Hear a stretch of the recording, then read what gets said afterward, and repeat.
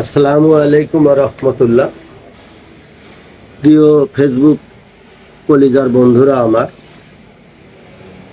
আজকে এসেছি জুনিয়র সাকিবকে নিয়ে। আসলে এখানে কষ্ট যদিও হচ্ছে, আমি একজন পুরুষ, সেই দিক থেকে বলতেছি। মানুষ সম্পর্ক করলে একটু দেখে শুনে করতে হয়। বিভিন্ন লোকেশন ভিডিও বিভিন্ন ক্যাটাগরির মাধ্যমে জানতে পারলাম শিখা বা জবানবন্দিও দিয়েছে একটা বাজে মেয়ে।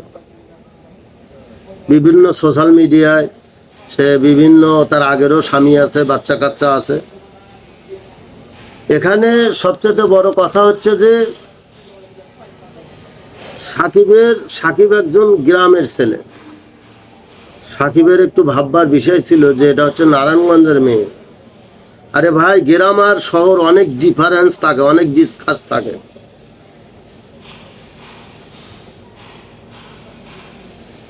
সাকিব মাশাআল্লাহ গরিবের ছেলে, ঠিক আছে।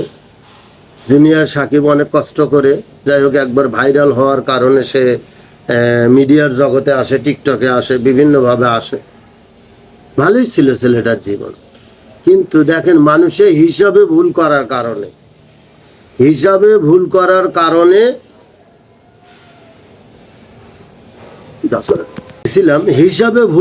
কারণে আজকে সাকিবের এই অবস্থা, জুনিয়র সাকিবের। তার কারণ, জুনিয়র সাকিব যদি কখনো মনে করতো বা ভাবতো আমি গ্রামের ছেলে, ভাইরাল হয়েছি, তাতে কি গ্রামে যাই, বিয়ে শাদী করে বাচ্চা কাচ্চা নিয়ে ঘর সংসার করবো। আজকে কি হলো? আজকে যে অবস্থানটা, জুনিয়র সাকিবের জীবনটাই শেষ। আরে ভাই, একটা পুরুষ মানুষের যদি পুরুষাঙ্গই না থাকে, তাহলে তার জীবনের কোনো মূল্য নাই, তার জীবনের কোনো দাম নাই। এভাবে বেঁচে না থাকার চেয়ে না থাকাই ভালো।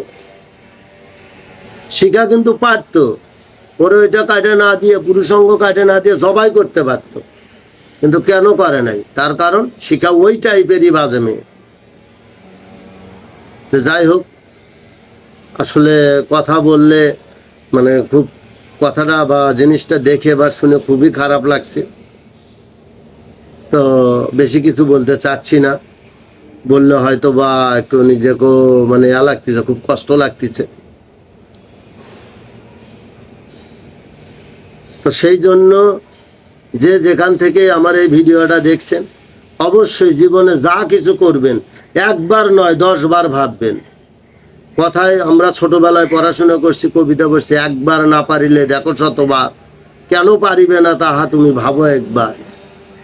তার কারণ শিখার সাথে ওর সম্পর্ক করার আগে ভাবা উচিত ছিল জুনিয়র সাকিবের, যে ওরা আমি কি করে ওর সাথে, ও আমার যায় না, কেন যায় না? ও শহরের মেয়ে আর ও গ্রামের ছেলে, আর ওর আগে ও বিবাহিত মেয়ে, ওর বাচ্চা কাচ্চা আছে।